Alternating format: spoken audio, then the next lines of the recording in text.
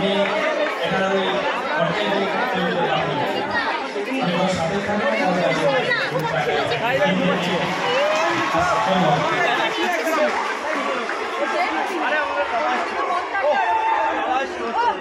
অসংখ্য ধন্যবাদ জানাই এই অসাধারণ একটা নাট্য পরিবেশনার জন্য।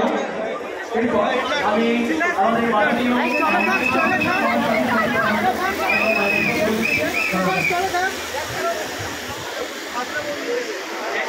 বর্ধমান বিশ্ববিদ্যালয়ের ছাত্রছাত্রীদের যে বার্ষিক সাংস্কৃতিক অনুষ্ঠান মুক্ত ধারা 2025 আজকে অন্তিম দিন। এই অন্তিম দিনে আমাদের বিশ্ববিদ্যালয়ের ছাত্রছাত্রীদের প্রতিনিধিত্ব করার জন্য আমাদের